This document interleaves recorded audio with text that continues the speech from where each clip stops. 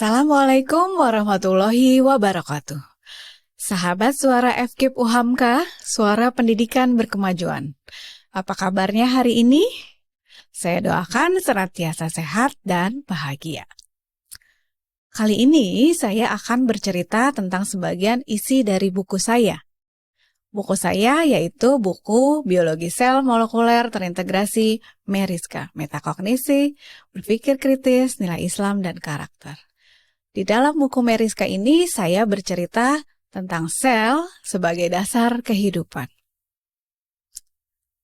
Seperti yang kita ketahui, atau mungkin banyak dari sahabat sekalian belum memahami sel itu apa ya? Sel adalah unit terkecil dalam kehidupan. Jadi di kehidupan ini sel adalah yang paling kecil.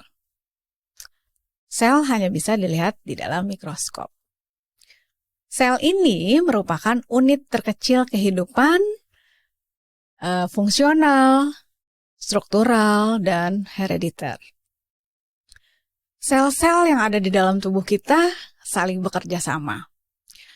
Mereka yang sejenis akan membentuk jaringan, lalu jaringan akan membentuk organ, sistem organ, dan organisme, yaitu kita, manusia, atau hewan, atau tumbuhan.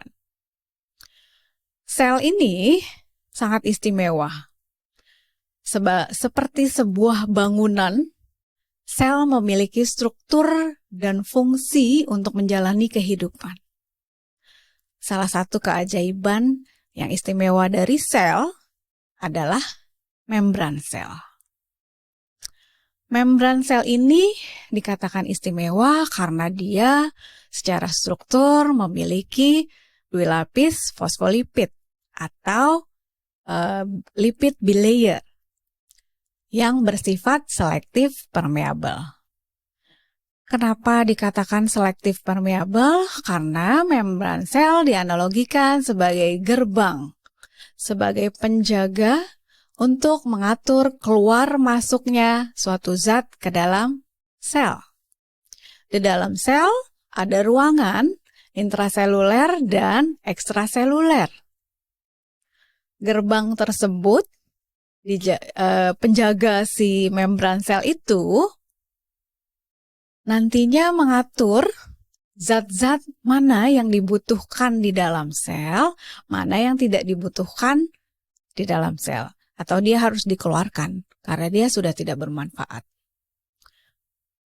Karena membran sel ini berfungsi sebagai pintu gerbang, sehingga dia selektif untuk menjaga keseimbangan tubuh kita. Jangan sampai ada zat yang tidak bermanfaat masuk merusak ke dalam sel, sehingga nanti merusak keseimbangan tubuh kita. Yang menarik adalah sel ini dapat dijadikan contoh sebagai penerapan dalam kehidupan sehari-hari.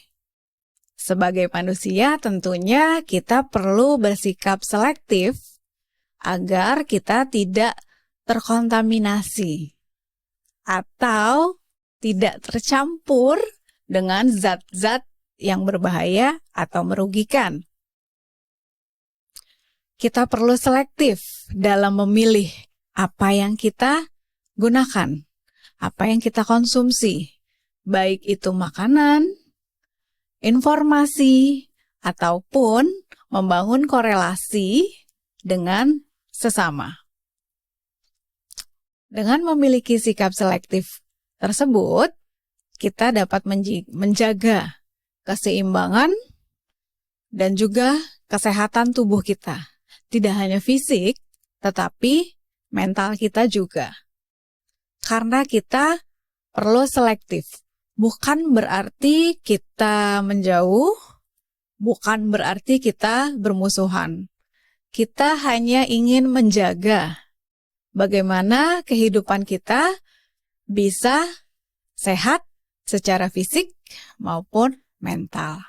Di dalam kehidupan sehari-hari tentunya sifat selektif ini bisa kita jadikan atau kita terapkan yaitu dengan tidak mengkonsumsi yang merugikan tubuh kita, atau dengan sederhananya dengan kita bisa mengolah mana tontonan kita yang menjadi tuntunan, mana yang tidak.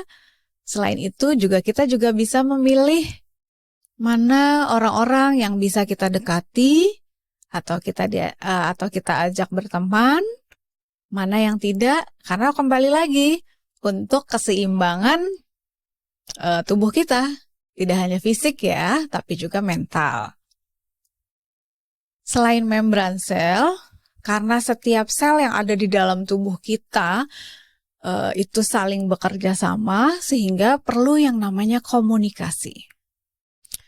Ketika sel di dalam tubuh sebagai unit terkecil dalam kehidupan saling berkomunikasi sehingga terjalin suatu sistem kerja yang bagus, maka manusia sebagai organisme yang tersusun dari jutaan sel juga perlu membangun komunikasi yang baik. Membangun komunikasi yang baik tentunya membangun komunikasi dua arah, saling memahami dan saling mengerti. Tidak harus menuntut untuk dimengerti, tetapi juga perlu memberikan ruang bahwa, oh, ternyata sel juga ada reseptor. Manusia juga sama. Manusia butuh ruang untuk dia berkembang. Biarkan, termasuk juga sel. Sel juga melakukan hal tersebut. Di dalam Al-Quran, komunikasi sel itu juga dijelaskan. Allah Subhanahu wa Ta'ala berfirman bahwa pentingnya kerjasama dan tolong-menolong seperti yang dijelaskan dalam surat Al-Maidah. Karena komunikasi, ketika kita minta tolong, maka kita perlu berkomunikasi. Tidak ada satupun manusia yang bisa membaca isi pikiran kita. Maka dari itu, segala hal perlu kita komunikasikan. Dalam surat Al-Maidah diterangkan, dan tolong menolonglah kamu dalam mengerjakan kebaikan dan bertakwa. Dan jangan tolong menolong dalam berbuat dosa dan juga pelanggaran. Dari ayat tersebut jelas bahwa kita harus selalu berbuat baik, bekerja sama dalam kebaikan dan juga tolong-menolong dalam kebaikan. Lantas, bagaimana kalau kita terpaksa? Tapi rasanya tidak ya. Keterpaksaan itu rasanya tidak muncul ketika kita benar-benar berpikir positif seperti itu. Maka dari itu ada kalimat bertakwa. Bertakwa artinya takut, tunduk, seperti itu. Lalu disambung dengan jangan tolong-menolong dalam berbuat dosa. Jadi kalau misalnya ada hal-hal yang tidak baik, ya tidak perlu diteruskan. Tidak perlu disampaikan bahwa cukup berhenti sampai di situ. Komunikasi apapun. Demikian juga dengan sel. Ketika ada yang rusak, ya sudah, dibuang. Istilahnya fagositosis. Jadi dia memakan makanan sel-sel yang rusak. Ya sudah, kalau sudah rusak, ya sudah dibuang saja. Kita memperbaiki mana yang bisa diperbaiki. Komunikasi yang sudah rusak tentunya bisa diperbaiki. Sama dengan sel. Sel-sel yang sudah rusak tentunya kalau sudah tidak bisa dimanfaatkan lagi tentunya dibuang. Apalagi sudah berisi zat-zat yang berbahaya. Demikian juga dengan manusia. Ketika suatu hubungan atau komunikasi rusak, maka berusahalah untuk memperbaiki. Atau cukup saling menjaga. Masing-masing punya ruang yang tidak bisa bercampur.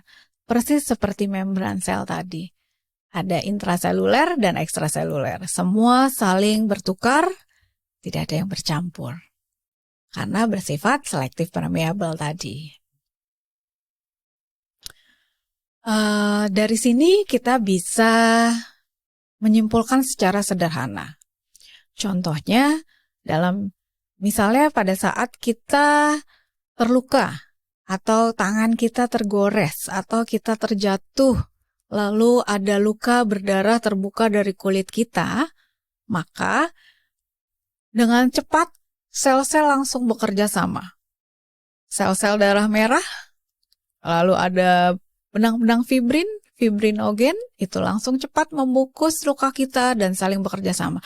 Dan ditambah ada sel darah putih untuk menjaga supaya bakteri tidak masuk ke luka tersebut. Analogi dalam kehidupan sehari-hari itu juga sama. Ketika kita terluka, jangan biarkan luka itu terus menganga.